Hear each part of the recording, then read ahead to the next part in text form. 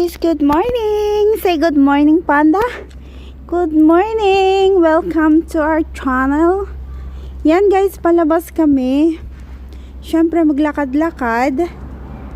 Yan. Mag-exercise kami naman na dalawa. Panda, say hi.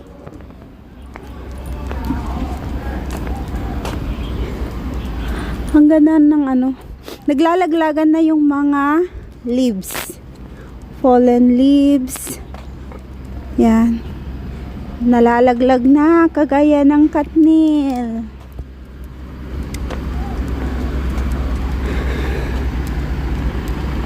Maaraw ngayon guys, pero hindi siya masakit kasi nga malamig na, kaya okay lang yung dapon ng Dito guys, may magandang Christmas tree. Ayan ayun. Yan, hindi pa siya tapos guys.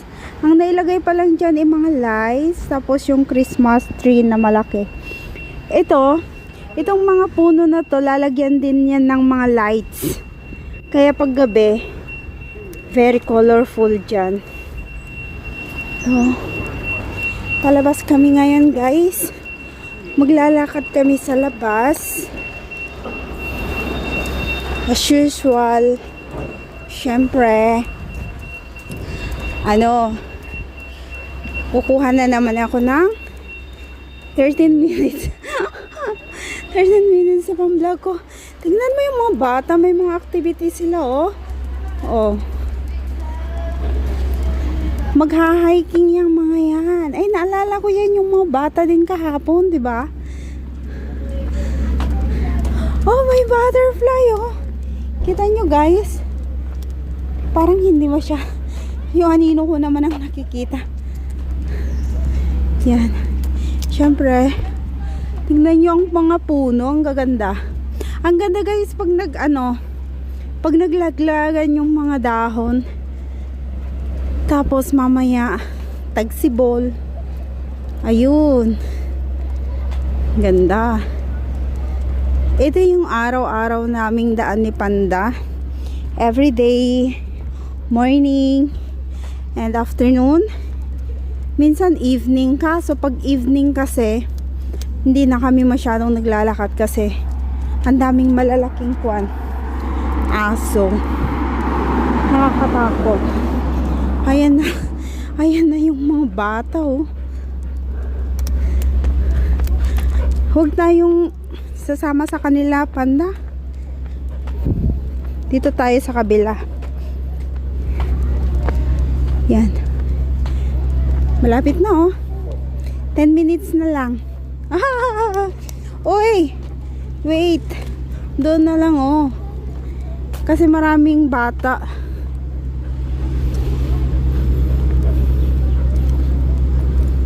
Ang ganda na ngayon.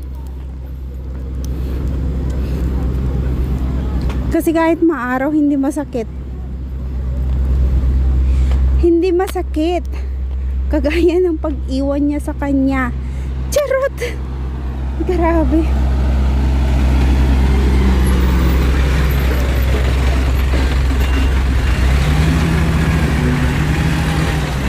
Mga sasakyan.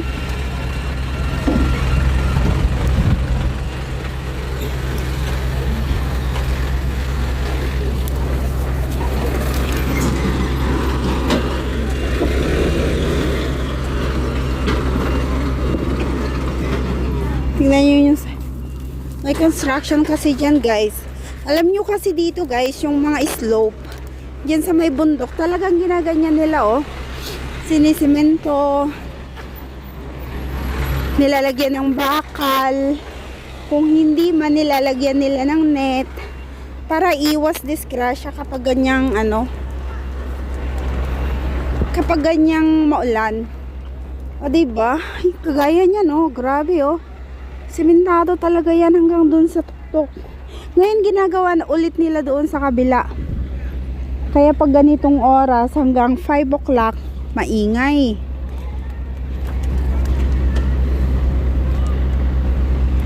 Ayun na yung mga bata. Kahapon din na ano namin yung mga bata na yan eh. Doon sa may bundok. Kasi pumasok kami kahapon sa bundok. Ayun, ingay ng ano, sasakyan guys. Ngayon bababa kami. Bababa muna kami. Dito muna kami. Ibang way naman. Okay lang kasi hindi naman mainit. Maganda kasi doon sa kabila guys kasi talagang lilim siya. Kahit pabalik-balik kang maglakad, malilim hanggang alas 11. Alas 11 ng umaga, malilim pa rin. Dito na kasi ano, tagas-tagas na yung ano, tingnan nyo. As in talagang kuwan dito guys, gubat. Naku, dyan yung malaking aso. Ayun oh, hindi kaya yun, delikado. Yan yata yung matandang aso eh.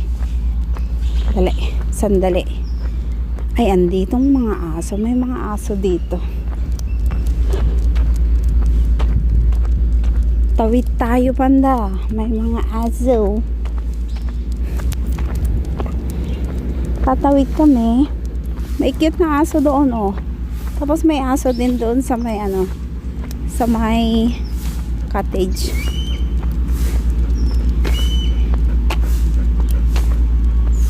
Dito guys, kahit nasa ano, nasa liblib, may naglilinis pa rin ng ano, ng kalsada.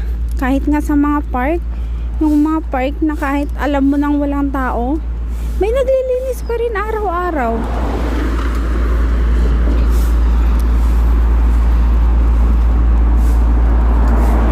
Kung iba na lang yun, ano na lang, nag-upo-upo na lang sila. Joke. Oy, pero totoo ha, yung iba ha, yung lalo na sa hindi naman sa pangda-down pag sa Pinas, ganun talaga yun. Kahit nga magpagawa ka ng bahay, pag hindi mo bantayan, uupo-upo sila eh.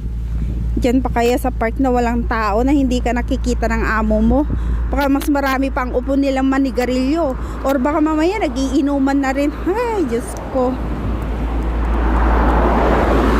Maganda kasi dito. Yan, ang ganda oh. Pag summer, hindi siya maano. Kasi maraming puno. Masyadong nga lang ano dito.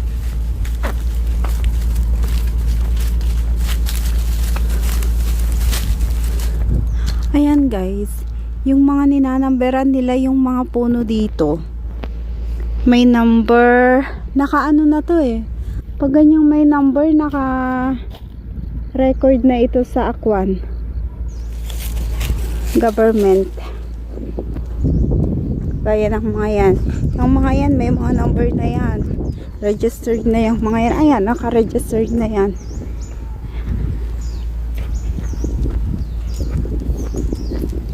Uy, ang init dito.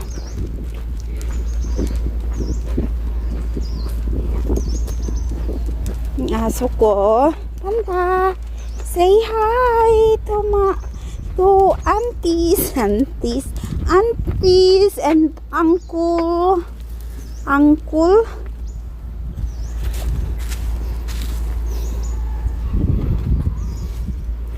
Pupunta kami dyan sa kabila. Diyan kami maglalakad mamaya. Hindi kasi kami doon nagtuloy kasi nga may aso na nauna sa amin. Hindi naman namin alam kung mabait yung aso na yun. Mahirap. Kasi kahit nga may maliit nga eh. May maliit tapos ano. Ala. Ay akala ko open na yung kwan dyan oh.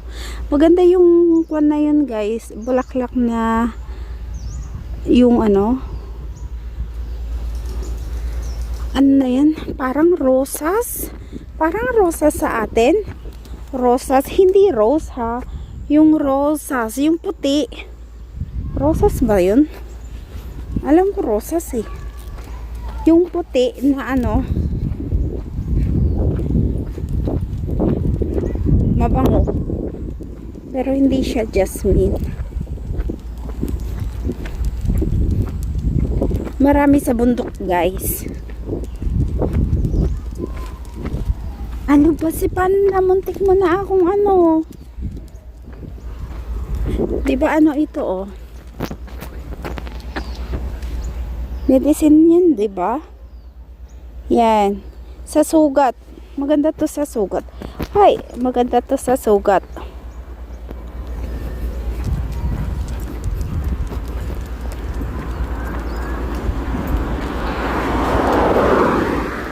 Yan naman si Panda. Ni-stop mo ako.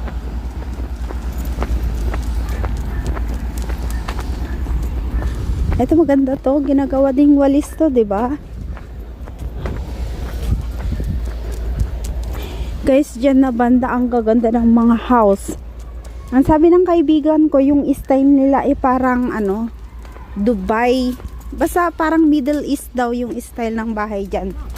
Ang ganda kasi, ang gaganda. Ayun yung maliit na aso. Tamang-tama. Matatapos na sila dyan. Kami naman ang mag-cross doon. Ang init. Si Panda naman. Tingnan nyo dyan, guys, oh.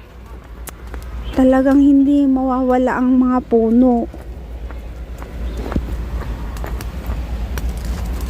Puno dito, puno doon. Diba mother tongue to, oh. Mother tongue? Oo yata, yung snake plant, diba? Mother tongue.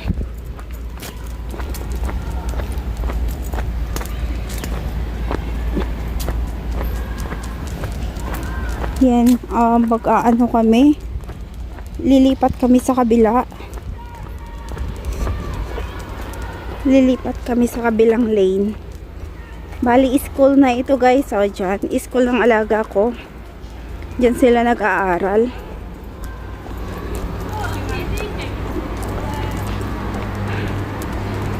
Shatin Junior College.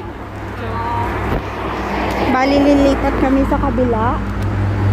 Dali lang. Yan kami galing kanina. Yan. Ngayon lilipat kami dito sa kabila. Lilipat. Wait, Panda. Okay, let's go. Lilipat kami dito.